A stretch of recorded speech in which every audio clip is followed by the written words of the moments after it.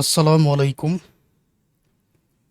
BBA third year accounting ডিপার্টমেন্টের আগামী 4 তারিখের পরীক্ষা ম্যানেজমেন্ট অ্যাকাউন্টিং বইয়ের।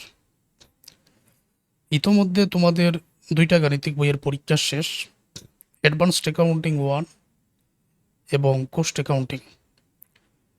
কোস্ট অ্যাকাউন্টিং পরীক্ষাটা সবারই ভালো হওয়ার কথা, আর অ্যাডভান্সড অ্যাকাউন্টিং 1 যেটা, এটা কারো ভালো হওয়ার কথা না, কারণ প্রশ্নটা অনেক কঠিন হয়েছে, আনকমন প্রশ্ন। এটা কারো ভালো হয় নাই, এটা তোমাদের ব্যাড লাক। যাই হোক, এটা আরও ভালো করে পড়বেন আগামী বছর। এখন ম্যানেজমেন্ট অ্যাকাউন্টিং বইয়ের জন্য ম্যাথ সাজেশনস আজকের ক্লাসে আমি কিছু আলোচনা করব। তোমাদেরকে মন দিয়ে আমার কথা শুনতে হবে, একটু সময় দিতে হবে। অনেকের প্রশ্ন থাকবে যে আপনি শুধু ম্যাথ সাজেশন দিচ্ছেন, থিওরি সাজেশন কি দিবেন না? আচ্ছা, এটার উত্তরটাকে দিয়ে দেই। একটা সময় ছিল যে থিওরির সাজেশনগুলো দিলে বিগত বোর্ডের প্রশ্ন পড়ে গেলে পরীক্ষায় অনেক কিছু কমন পাওয়া যেত। বর্তমান পরীক্ষাগুলোতে এখন আর সেটা পাওয়া যায় না। অনেক গাণিতিক বইয়ের মধ্যে কমন পাওয়া যায়, তবে অধিকাংশ বইয়ের মধ্যে এখন আর পাওয়া যাচ্ছে না। সেই ক্ষেত্রে থিওরির জন্য আমি তোমাদের একটা কৌশল বলে দিব। বোর্ডের প্রশ্ন আলাদা করে দেখার কোনো প্রয়োজন নেই। তাহলে কি করবেন? তোমাদের বইয়ের মধ্যে অনেকে হয়তো যে কোনো প্রকাশনীর বই কিনেছেন, অথবা যে কোনো প্রকাশনীর একটা সাজেশন বই কিনেছেন। প্রত্যেকটা অধ্যায়ের যে থিওরি প্রশ্নগুলো আছে কবিভাগের সংক্ষিপ্ত, একটু কষ্ট হলেও সব কিছু পড়বেন, বোঝার চেষ্টা করবেন, একটু মনে রাখার চেষ্টা করবেন। কবিভাগ এবং গবিভাগের জন্য আমি বলি, কবিভাগ এবং গবিভাগের জন্য যদি বোর্ডের প্রশ্ন আলাদা রাখতে চান তাহলে বিগত 3টা বোর্ড, এর অতিরিক্ত বোর্ড আলাদা করার প্রয়োজন নেই। তারপর প্রত্যেকটা অধ্যায়ের প্রথম 5 থেকে 7টা প্রশ্ন ধারাবাহিক যেটা দেওয়া আছে থিওরির জন্য বলছে, প্রথম 5 থেকে 7টা প্রশ্ন, এটা কিন্তু কবিভাগ এবং গবিভাগের জন্য। প্রতি অধ্যায়ের প্রথম 5 থেকে 7টা প্রশ্ন যদি তুমি পড়ে যাও, আয়ত্ত করে যাও, তাহলে থিওরি তুমি এখান থেকে কমন পাবে। তো এই কথাটা কিন্তু সকল গাণিতিক বইয়ের জন্য প্রযোজ্য। এটা যদি কোস্ট অ্যাকাউন্টিং বইয়ের মধ্যে আমি বলি তাহলে মিল পাবেন, কোস্ট অ্যাকাউন্টিং বইয়ের মধ্যে কমন হয়েছে। ওকে, তাহলে থিওরি কিভাবে পড়বেন আবার বলি। মেইন বই অথবা সাজেশন বইয়ের আলাদা করে বোর্ডের প্রশ্নের দিকে না তাকিয়ে অধ্যায়ের মধ্যে যে সংক্ষিপ্ত প্রশ্ন আছে, কষ্ট হলেও একটু সময় দিয়ে সব কিছু পড়ে যেতে হবে। সংক্ষিপ্ত প্রশ্ন, থিওরি প্রশ্ন কবিভাগ এবং গবিভাগে, যাতে অঙ্কের ঘাটতিটা পূরণ করা যায়, সেই জন্য যে কোনো গাণিতিক বইয়ের জন্য আলাদা করে প্রথম 5 থেকে 7টা প্রশ্নই ভালো করে আয়ত্ত করে যাবেন। কেন আমি বলছি? কারণ কম সময়ের মধ্যে যাতে তোমরা আয়ত্ত করতে পারো, এটা হলো তোমার প্রথম কাজ। এখন আলাদা করে আমি বোর্ডের একটা প্রশ্ন বা ইম্পর্টেন্ট একটা প্রশ্ন এ অধ্যায়ের বলে দিলাম আর পরীক্ষায় আসলো না, এটা হবে না। প্রথম 5 থেকে 7টা প্রশ্ন শিখলে ভিতর থেকেই কিন্তু মন থাকবে ইনশাল্লাহ। এখন থিওরি কি করবেন, ম্যাথ কি করবেন, থিওরি কি করবেন এটা তো বলে দিয়েছি। ম্যাথের জন্য ম্যানেজমেন্ট অ্যাকাউন্টিং বইয়ের 6টা চ্যাপ্টার থেকে তোমাদের পার্ট সিতে 5টা প্রশ্ন এবং পার্ট বিতে যে 4-5টা ম্যাথ থাকে, আর পার্ট সিতে তোমাদের যে কয়েকটা ম্যাথ থাকে তার মধ্য থেকে যাতে 5টা ম্যাথ কমন হয়ে যায়, আর পার্ট বিতে 3টা 4টা 5টা ম্যাথ থাকতে পারে, এগুলো যাতে কমন হয়ে যায়, এই জন্য 6টা চ্যাপ্টার আলাদা করে দেওয়া হয়েছে। তো প্রথম যে chapter absorption and variable costing, অনেক শিক্ষার্থীরা 1 মাস আগেও আমার কোর্সে ভর্তি হয়েছেন, অনলাইন কোর্সে, অনেকে আবার বছরের প্রথম থেকেও ভর্তি হয়েছেন। আমি আশা করব যতজন শিক্ষার্থী আমার কোর্সে আছেন প্রতিটি চ্যাপ্টারের ক্লাস তোমাদের দেখা শেষ, প্রতিটি চ্যাপ্টারের ক্লাস তোমাদের দেখা শেষ। অ্যাবজর্পশন অ্যান্ড ভেরিয়েবল কোস্টিংয়ে যে বেসিক বিষয়গুলো আলোচনা করেছি, বেসিক বিষয় বোঝার অনেক গুরুত্ব আছে, কারণ বর্তমানে যে প্রশ্নগুলো করা হয়, যদি তুমি বেসিকটা বুঝতে পারো নিজে থেকে উত্তর লিখতে পারবে। সরাসরি অঙ্কের আশা করাটা ঠিক হবে না, যে হুবহু যাতে পরীক্ষায় চলে আসে এরকম একটা ম্যাথ, এটা এটা ঠিক হবে না। তোমাকে বেসিক বুঝতে হবে, নিয়ম যদি জানো, বেসিক যদি বোঝো, যে অঙ্কই পরীক্ষায় থাকুক না কেন ওইটা তুমি পারবে। তো ওইটারই প্রয়োজন। এখন এই চ্যাপ্টারের যতটা ম্যাথ আমি বুঝিয়ে দিয়েছি, একটা ম্যাথও যেন বাদ না থাকে এই চ্যাপ্টারের। পার্ট বিতেও থাকতে পারে, পার্ট সিতেও থাকতে পারে। পরীক্ষায় যখন প্রশ্ন কমন পড়ে না, তখনই বোঝা যায় যে 10 মার্কসের একটা প্রশ্নের গুরুত্ব কতটুকু, অথবা 10 মার্কসের একটা ম্যাথের গুরুত্ব কতটুকু। তো এই চ্যাপ্টার থেকে যতটা ম্যাথ আমি বুঝিয়ে দিয়েছি তোমরা শিখবেন। আরেকটা কথা, অনেকে বলতে পারেন যে এটা তো প্রাইভেট কোর্সে যারা তারা পারবে। যেহেতু তোমাদের সময় আসছে 3-4 দিন, এটার ভিতরে স্বল্প সময়ের কোর্সেও তোমরা ভর্তি হতে পারবে। আমার হোয়াটসঅ্যাপে মেসেজ দিয়ে আমি ক্লাসে যুক্ত করে দিব। যা দেখতে পাচ্ছ ওটার ক্লাস দেখতে পারবে, যেহেতু ভিডিওটা আমি ইউটিউবে আপলোড করব। অন্যান্য শিক্ষার্থীরা আমার পেইড কোর্সের বাইরে যারা দেখতেছো তাদের উদ্দেশ্যে বলছি, তারা আমার হোয়াটসঅ্যাপে মেসেজ দিয়ে স্বল্প সময়ের কোর্সে ভর্তি হতে পারো।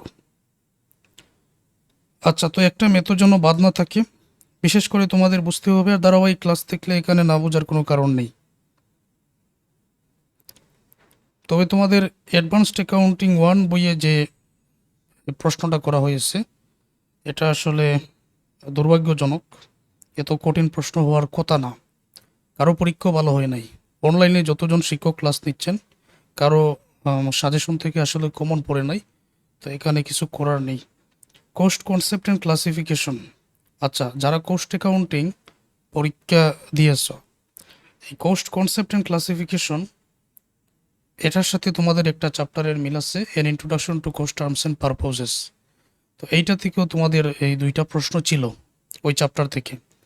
ম্যানেজমেন্ট অ্যাকাউন্টিং বইয়ে যতটা ম্যাথ আমি শিখিয়ে দিয়েছি, এর ভিতর থেকে পার্ট বিতে এবং সিতে তোমরা এমন কিছু প্রশ্ন পাবে আশা করা যায়। সুতরাং এই চ্যাপ্টারের ক্লাসগুলো খুব মনোযোগ দিয়ে তোমাদেরকে দেখতে হবে। এবার আসো কোস্ট ভলিউম প্রফিট রিলেশনশিপ।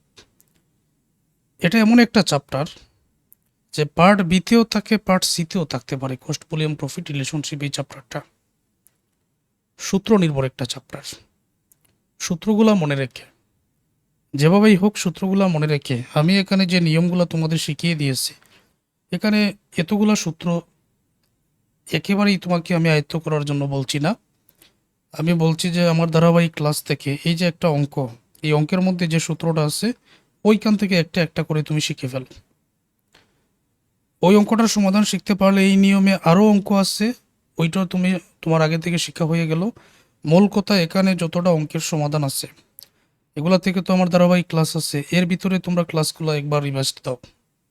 তারপর এই যে ফরম্যাটের প্রশ্নগুলো এখানে আছে, ইনশাল্লাহ এর ভিতর থেকেই তোমাদের থাকবে।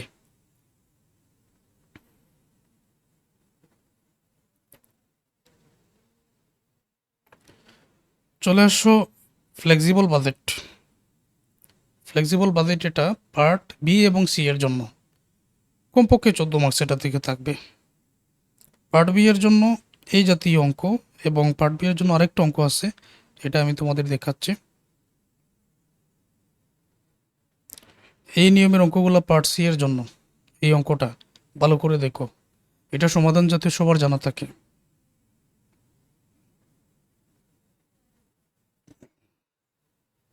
পার্ট সি এর জন্য আমি কোনো অঙ্ক বাদ দেওয়ার জন্য বলবো না, আমি বলবো যে সবগুলো অঙ্কের নিয়ম শিখে যাও। এই 3টা নিয়ম কিন্তু একই ছিল। পার্ট বি এর জন্য এই নিয়মের একটা অঙ্ক একটু ভালো করে দেখো, আমার পিডিএফে দেওয়া আছে। যারা পেড কোর্সে যুক্ত আছেন তারা পিডিএফ পেয়েছেন, পিডিএফে দেওয়া আছে। এটা পার্ট বি এর জন্য। এদিকে আবার ম্যানেজমেন্ট ডিপার্টমেন্টের যে বিজনেস স্ট্যাটিস্টিক্স বই আছে, ওইটার পরীক্ষা দারুণ হয়েছে সবার, সব কিছুই কমন পড়েছে। তো budgeting and budgetary control part B C এর জন্য আসলে আমি কোন চ্যাপ্টার রেখে কোন চ্যাপ্টার বলবো ইম্পর্ট্যান্ট আলাদা করে আমি তোমাদেরকে বলতে পারছি না যে এই চ্যাপ্টার থেকে অঙ্ক আসবে না। প্রতিটা চ্যাপ্টারই আমার কাছে গুরুত্বপূর্ণ মনে হচ্ছে। 6টা চ্যাপ্টার আছে, যে অঙ্কগুলো আমি এখানে রেখেছি। যেহেতু আগে থেকে তোমরা ক্লাসগুলো দেখতেছো, আশা করব সবাই পারেন, আমার ক্লাসগুলো দেখে আয়ত্ত করেছেন। এগুলা বেসিক সহ কিন্তু আমি আমার ক্লাসে বুঝিয়ে দিয়েছি। আমি আমার পক্ষ থেকে সর্বাত্মক চেষ্টা করেছি তোমাদেরকে বুঝিয়ে দেওয়ার জন্য। একটা পারলে অন্যান্য 10টা অঙ্ক সহজে বোঝা যায়। এতদিন যদি ক্লাস করে থাকো, হাতে কলমে প্র্যাকটিস করে থাকো, এখন নিয়মগুলো দেখে যাও কমপক্ষে, পরীক্ষায় আসলে যেতে পারো। আর ম্যানেজমেন্ট অ্যাকাউন্টিং পরীক্ষা ইনশাল্লাহ সবার ভালো হবে। অ্যাডভান্সড অ্যাকাউন্টিং 1 যাদের খারাপ হয়েছে, মোটামুটি সবারই তো খারাপ হয়েছে, কেউ বলতে পারবে না যে আমার পরীক্ষা ভালো হয়েছে। তো আগামী বছর প্রস্তুতি নাও। তাছাড়া এখানে মন ভাঙার কোনো কারণ নেই, এখানে মন ভাঙবে না, কারণ অনার্স পাস করতে গেলে এরকম হয়, 1-2 বছর তোমাকে ইমপ্রুভ দিতেই হবে, এটা স্বাভাবিক। অনেকের বেলায় এরকম হয়, সুতরাং মন ভাঙার কোনো কারণ নেই।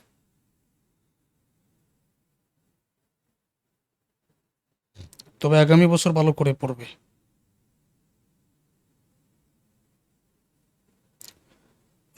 কোনো শিক্ষার্থী যদি আমাকে বলেন যে এতগুলা চ্যাপ্টার আমি কিভাবে শেষ করব, তাদের উদ্দেশ্যে বলবো স্ট্যান্ডার্ড কোস্টিংটা বাদ দিতে পারো।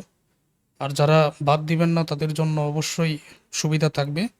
এই চ্যাপ্টার থেকে যে অঙ্কগুলো, এই যে সূত্রগুলো ব্যবহার করে অঙ্কের সমাধান, যে অঙ্কগুলো বুঝিয়ে দিয়েছি ইনশাল্লাহ এর ভিতর থেকেই পরীক্ষায় থাকবে পার্ট বি এবং সিতে। যাদের সময় আসছে, যারা এর আগে ক্লাস করেছেন ভালোভাবে আয়ত্ত করে যাও। তো আমি এখন পর্যন্ত তোমাদের যা দেখালাম, মূল কথাটা কি, পার্ট সি এর জন্য তোমাদের কাজ হলো, আবার আমি দেখাচ্ছি দাঁড়ান। প্রথমে বলি,